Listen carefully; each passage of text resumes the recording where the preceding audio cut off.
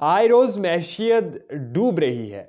मुल्क डिफॉल्ट होने के करीब तर होता जा रहा है। मुल्क में एक गैर एलानिया मुआशी इमरजेंसी नाफिजुल अमल है। नाज़रीन, आज के रोज भी कुछ अहम फैसलाजात किए गए हैं जिनकी निशानदेही करते हुए, जिन्हें आपके सामने रखते हुए बाकायदा तौर पर हम बयान करेंगे इनकी तफसीलात, और आपके सामने यह भी रखेंगे कि इमरान खान के गर्द गहरा तंग किया जा रहा है। उधर से उन पे जो अदालतों की जानिब से चलाए जाने वाले केसेस थे उन्हें भी तेज तर किए जाने की एक मनसूबाबंदी सामने आ रही है, और इसके साथ साथ एक फैसला अदालत की जानिब से भी इमरान खान के खिलाफ कर दिया गया है। उसकी क्या तफसीलात हैं वो भी इस वीडियो में आपके सामने रखेंगे। नाज़रीन, आज के रोज पाकिस्तान की वफाकी काबीना का इजलास था, और इस इजलास के बाद वफाकी वज़रा की जानिब से एक प्रेस कॉन्फ्रेंस की गई। उस प्रेस कॉन्फ्रेंस में हम भी मौजूद थे। लेकिन उस प्रेस कॉन्फ्रेंस में जिस तरह के ऐलानात किए गए हैं, जिस तरह की इक़दामात उठाए जाने के ऐलानात किए गए हैं, यकीनी तौर पर उन्हें जानने के बाद कोई भी शख्स ये समझने के लिए बड़ी आसान ही रहती है किसी भी शख्स के लिए कि मुल्क के हालात किस कदर ख़राब हैं। हमारे पास डॉलर्स आए रोज़ गिर रहे हैं, और कोई एक गैर एलानिया माशी इमरजेंसी भी नाफिज़ अमल है। इमरजेंसी मुआशी इमरजेंसी उस वक्त लगाई जाती है जब डिफ़ॉल्ट का ख़तरा बहुत ज़्यादा बढ़ जाए, या यूँ कहा जाए कि जब आप डिफ़ॉल्ट करने के बहुत ज़्यादा करीब हो, यानी कि कुछ ही दिनों बाद आपने डिफ़ॉल्ट होने का डिक्लेयर करना हो, बाकायदा ऐलान करना हो।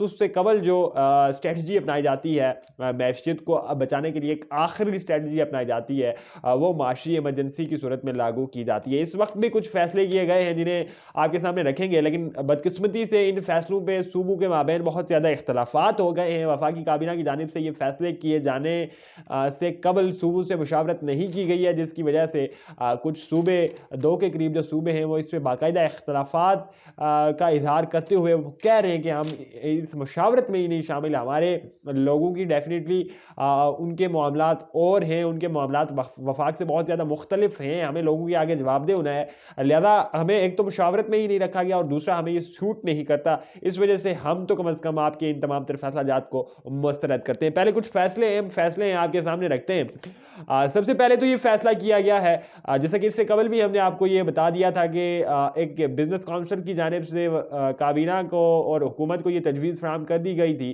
कि हफ्ते में 3 रोज़ वर्क फ्राम होम किया जाए, 3 रोज़ मुकम्मल तौर पर छुट्टी की जाए, लोग घर में बैठकर काम काज करें, जितने भी ऑनलाइन कंप्यूटराइज काम है, कंप्यूटर पे करने वाले काम है, वो घरों से किए जाएं, और 3 दिन दफातर में रहकर काम किया जाए, और 1 रोज़ मुकम्मल छुट्टी हो, किसी भी किस्म की कोई ट्रांसपोर्ट ना चले, चूंकि आपके पास पैसे ही नहीं हैं, आपके पास तेल ही नहीं है, माज के साथ आपके पास डॉलर्स नहीं है आप मज़ीद तेल खरीद सकें। सो मुल्क का निज़ाम कुछ हीले बानू से, बड़ी सुस्त रवि से चलाने के लिए भी डेफिनेटली आपको तेल तो चाहिए, आपको ऑयल चाहिए, जो खरीदने के लिए आपके पास पैसे नहीं है। सो इस वजह से हुकूमत ने यह फैसला किया था, और इन्हें तजवीज़ दी गई थी कि मुल्क में आप 1 दिन मुकम्मल छुट्टी रखें, एतवार के रोज़ किसी किस्म की कोई ट्रांसपोर्ट ना चले, पूरी तरह से हर तरफ जो है एक पहिया जाम हड़ताल किसी सूरत हाल हो, कोई भी लोग जो हैं, कोई भी अवाम जो है वो घरों से बाहर ना निकले। एतवार के रोज़ की तो कहा जा रहा है, इस वक्त भी ये तजवीज़ ज़ेर गौर है, शायद कि इस पर फैसला भी हो चुका हो, लेकिन इस वक्त तक ऐलान नहीं किया गया है। वफाकी काबीना के आज के रोज़ होने वाले इजलास में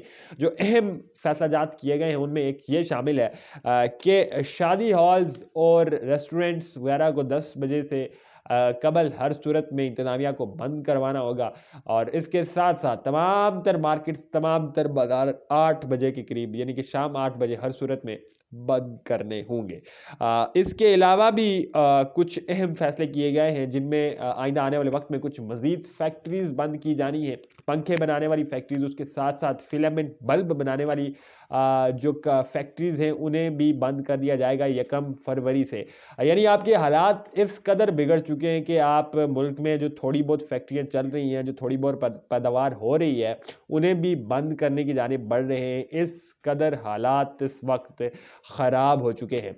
इसके साथ साथ जो दूसरी अहम और बड़ी डेवलपमेंट है इस मामले को लेकर, वो जैसा कि पहले भी हमने आपके सामने रखा था कि बिजनेस काउंसिल की जानिब से ये तजावीज़ पेश की गई हैं कि मुल्क में 3 रोज़ मुकम्मल तरह से बंद हो, छुट्टी हो, दफातर में लोग काम करने ना आए, घर से काम करें। उसके साथ साथ एतवार के रोज़ जो है कोई भी शख्स, कोई भी आवाम जो है वो बाहर ना निकले। जैसे कोविड के दिनों में पूरी तरह से लॉकडाउन हुआ करता था, इस तरह से एतवार के दिन को भी मुकम्मल तरह से ख़त्म किया जाए।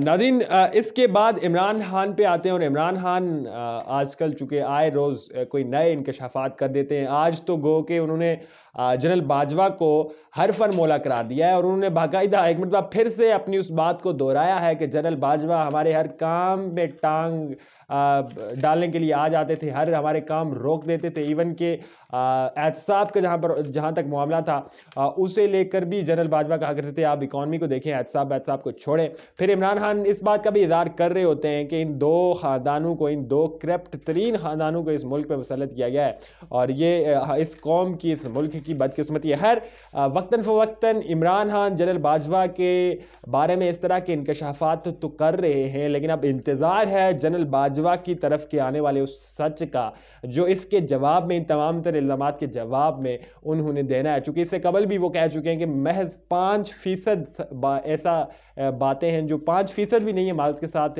बातें जो इमरान खान और इस हुकूमत के मतलब हमने सामने लाई हैं, यानी कि अभी 95% बाकी है। इंतज़ार उस दिन का है जिस दिन 95% यानी कि 95% वो सच आवाम के सामने आएगा और फिर मैं ये सोच रहा हूँ कि इमरान खान किस तरह से इस आवाम से मुंह छुपाते फिरेंगे, चूँकि उनके रिलेटेड पहले से ही ऑडियोज़ आ चुकी हैं, वीडियोज़ आ चुकी हैं। आए रोज़ एक नया सोशल मीडिया पे ट्रेंड कर रहा होता है उनके हवाले से। सो मुस्तकबिल में देखना ये है कि इस सिचुएशन को लेकर इमरान खान किस तरह से इसे डील करते हैं। नाज़रीन, आखिर में आपको ये भी बताते चलें कि अदालतों की जानिब से भी इमरान खान पे अब शिकंजा सख्त किया जा रहा है। इलेक्शन कमीशन की जानिब से एक शुरू की गई इंक्वायरी जिसे समझा जा रहा था कि ये अब डिले होने वाली है, चूँकि उस पर तहरीक इंसाफ की जानिब से एक पटिशन दायर की गई थी। उस पर अदालत की जानिब से फैसला आ गया कि इलेक्शन कमीशन अपनी कार्रवाई बहाल रख सकता है, अपनी तमाम तर इन्वेस्टिगेशन इमरान खान को लेकर और उनके साथियों फवाद चौधरी और मादद के साथ असद उमर को लेकर कर सकता है। ये वही केस है, ये वही